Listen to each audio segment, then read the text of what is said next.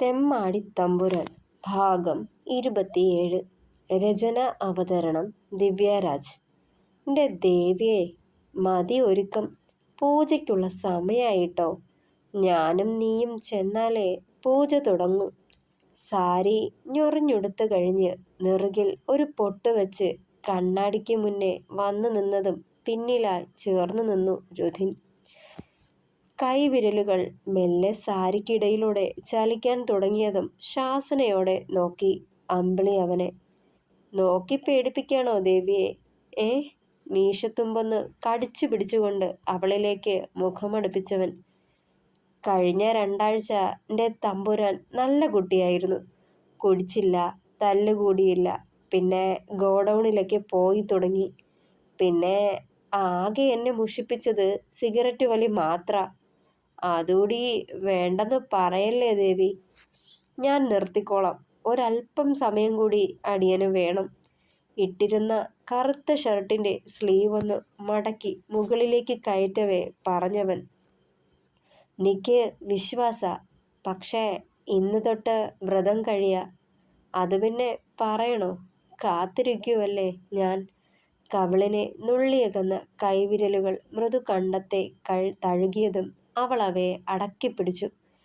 ഇന്ന് നമ്മൾ എല്ലാ അർത്ഥത്തിലും ഒന്നാവാണ്.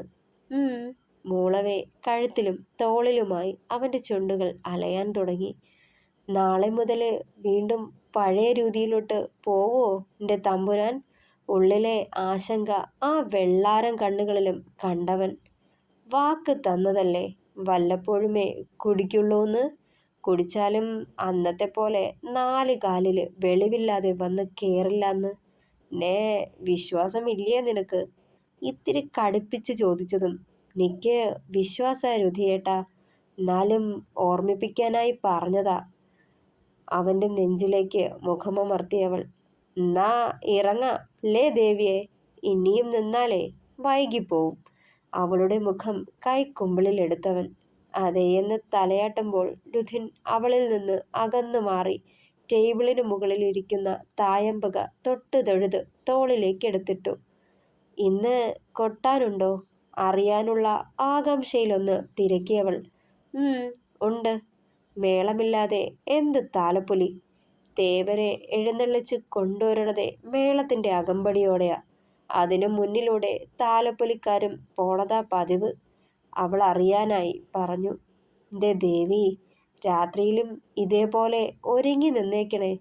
ചുമലപ്പട്ടൊക്കെ ചുറ്റി പൂവൊക്കെ വെച്ച് ഒരു ദേവിയെപ്പോലെ. കണ്ടിട്ട് തന്നെ കടിച്ചു തിന്നാൻ തോന്നാണ് എൻ്റെ ദേവി. അവളുടെ കവിളുകളിൽ കൈ ചേർത്ത് വെച്ചതും മുഖം കുനിച്ചവൾ തെല്ലൊരു നാണത്തോടെ. നെറുകിലും ചുണ്ടുകളിലും അവൻ്റെ കണ്ണുകൾ കൊതിയോടെ പാഞ്ഞു.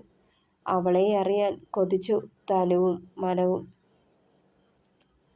അവൻ്റെ കയ്യിൽ കൈകോർത്ത് പിടിച്ച് കാവിലെ കുഞ്ഞാൽത്തറയ്ക്കടുത്തേക്ക് വന്ന അമ്പിളിയെ കണ്ടതേ ശോഭയുടെയും സുഭദ്രയുടെയും കണ്ണുകൾ തിളങ്ങി.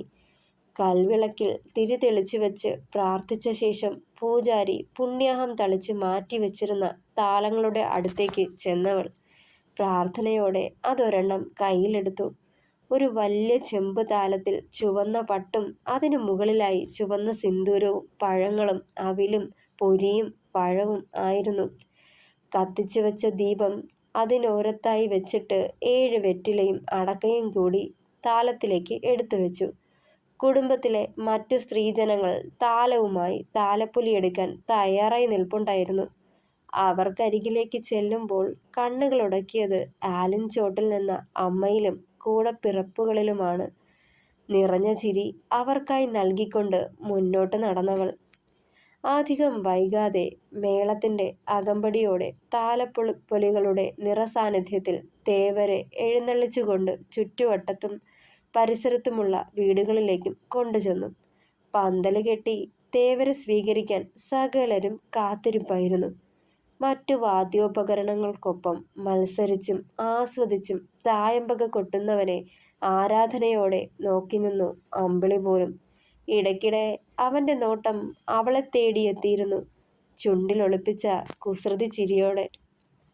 താലപ്പൊലിയൊക്കെ കഴിഞ്ഞ് തെക്കേക്കാവിലായി ഒരുക്കിയ സദ്യ കഴിക്കാനായി തിങ്ങി തിരക്കിയവർക്കിടയിൽ അവനെ തേടിയെങ്കിലും കണ്ടില്ല. അമ്പിളിയേച്ചി, രുധിയേട്ടൻ വരും. ഇനിയും കാത്തിരിക്കാണ്ട് വന്ന് ഊണ് കഴിക്ക്. രാവിലെ മുതൽ ഭക്ഷണം കഴിക്കാണ്ടിരിക്കുകയല്ലേ, വെള്ളം മാത്രം കുടിച്ചോണ്ട്. രേവു വന്ന് തട്ടി വിളിക്കുമ്പോഴാണ് വിശപ്പ് കാരണം വയറ് നീറുവാണെന്ന് കൂടി ഓർത്തത്.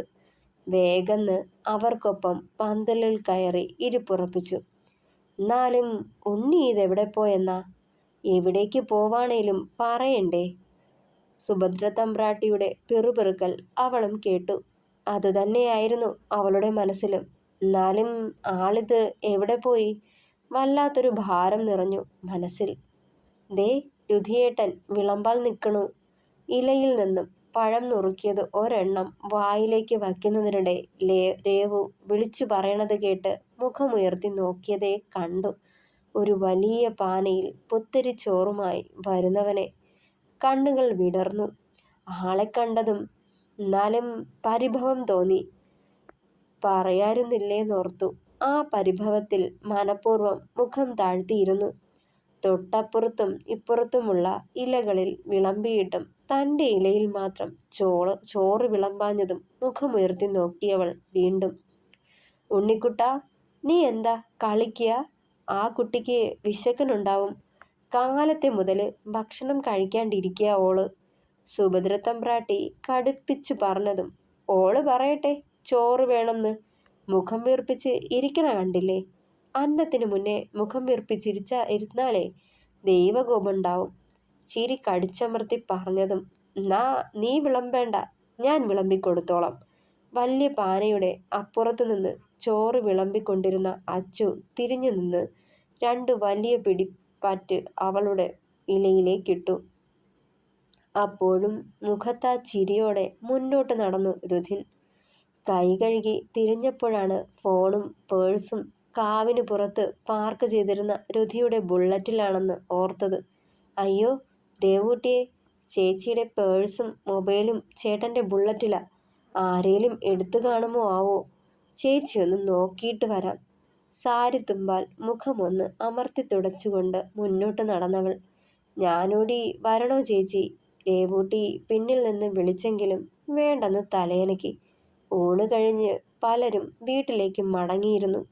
മറ്റുള്ളവര് പന്തലിന് അവിടെയും ഇവിടെയുമൊക്കെയായി നിൽപ്പുണ്ട്. കാവിനടുത്ത് ആരും തന്നെ ഇല്ലെന്ന് തോന്നി അമ്പിളിക്ക്. വേഗം ചെന്ന് രുധിയുടെ ബൈക്കിൻ്റെ ഹാൻഡിലിൽ തൂക്കിയിട്ടിരുന്ന ചെറിയ പള്ളിയുള്ള പേഴ്സ് കയ്യിലെടുത്തു. വേഗം തുറന്നു നോക്കി. ഫോണും 500 രൂപയുടെ 2 നോട്ടും അതിൽ ഭദ്രമായിരുന്നു. ഹാവൂ, ആശ്വാസത്തോടെ നെഞ്ചിൽ കൈവച്ചതും ആരോ വന്ന് തന്നെ ചുറ്റിപ്പിടിച്ച പോലെ തോന്നി അമ്പിളിക്ക്. പെട്ടെന്നൊന്ന് വിറച്ചു. അതേ വേഗത്തിൽ തന്നെ മുഖത്ത് ചിരിയും തെളിഞ്ഞു. ഇത് നമ്മുടെ ബെഡ്റൂം അല്ലാട്ടോ രുധിയേട്ടാ. ഇത്തിരി കുറുമ്പോടെ അരയിൽ ചുറ്റിയ കയ്യിലവൾ പിച്ചി വലിച്ചു. ആവൂ, ഈ പെണ്ണ്! ഒക്കത്തിനും കൂടി ഇന്ന് രാത്രിയിൽ നിന്നെ ഞാൻ കിടത്തി പൊറപ്പിക്കില്ല കേട്ടോടി പെണ്ണെ.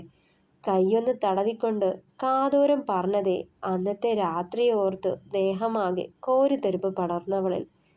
നല്ല ആളാ. ഞാനിവിടെ മൊത്തം നോക്കി. കാണാണ്ടായപ്പോ കരുതി കൂട്ടാരോടൊപ്പം പോയി കാണുന്നു. അപ്പൊ ദേ നിക്കണു പന്തലിനുള്ളിൽ. കൂർപ്പിച്ചൊന്ന് നോക്കിയവൾ. ഇന്നിനിപ്പോ ഇവിടത്തെ കാര്യങ്ങൾ കഴിഞ്ഞിട്ടേയുള്ളൂ കൂട്ടാരെ കാണല്. ഇവിടെപ്പോ പിടിപ്പത് പണിയുണ്ട്.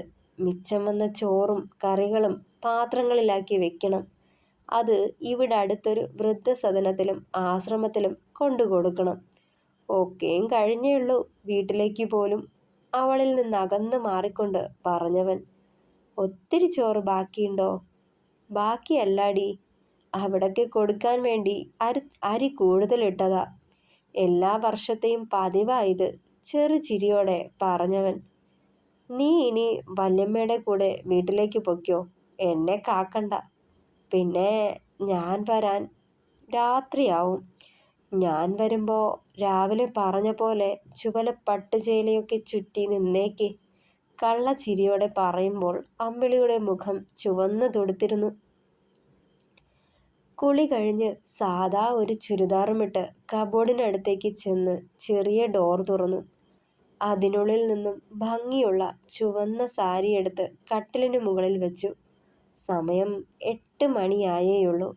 ആള് വരാൻ വൈകുമായിരിക്കും. വരാറാവുമ്പോൾ സാരി ചുറ്റാം. മനസ്സിൽ കരുതിക്കൊണ്ട് ചെറിയ സ്റ്റൂളിന് പുറത്തായി താമരയിലയിൽ എടുത്തു വെച്ചിരുന്ന ഒരു മുഴം മുല്ലപ്പൂവ് കയ്യിലെടുത്ത് വാസനിച്ചു. താഴെ പതിവില്ലാതെ രാമൻ മാമയുടെ സംസാരം ഉച്ചത്തിൽ കേട്ടതും പൂവ് ഇരുന്നിടത്ത് വെച്ചിട്ട് താഴേക്ക് നടന്നവൾ അവിടേക്ക് സ്റ്റെപ്പിറങ്ങി ചെല്ലുന്തോറും ഹൃദയം വല്ലാതെ പിടപ്പറിയിച്ചു കൊണ്ടിരുന്നു. ഈ ചെക്കനിതെന്ത് ഭാവിച്ചാവോ? അല്ലേലും കൂട്ടുകാരാ ഓന് വലുത്. ഭാര്യയും വേണ്ട, അമ്മയും വേണ്ട. എന്നാലും ആ കുട്ടിയെക്കുറിച്ച് കൂടി ഓർത്തില്ലാലോ. ഭഗവാനേ! കണ്ണുനീരോടെയുള്ള സുഭദ്ര തമ്പ്രാട്ടിയുടെ നിലവിളി കേട്ടതേ ദേഹം വിറച്ചു അവളുടെ. പടിയിറങ്ങി വരുന്ന അമ്പിളിയെക്കൂടെ കണ്ടതും തകർന്നതുപോലെ സെറ്റിയിലേക്ക് ഇരുന്നവർ. രാമൻ മാമേ, എന്താ ഉണ്ടായേ?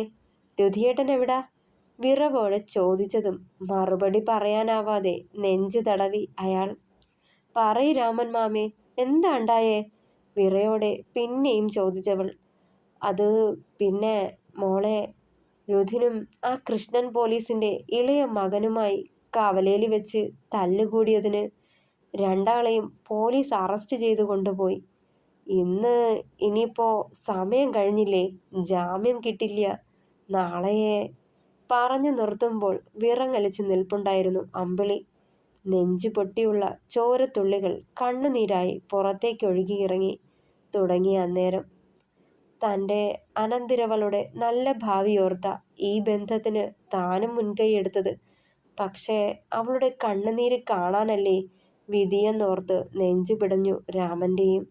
തുടരും. പ്രിയപ്പെട്ടവരെ, അഭിപ്രായങ്ങൾ പറയണേ. കഥ ഇഷ്ടമായാൽ ലൈക്ക് ചെയ്യുക, ഷെയർ ചെയ്യുക, സപ്പോർട്ട് ചെയ്യുക. Thank you.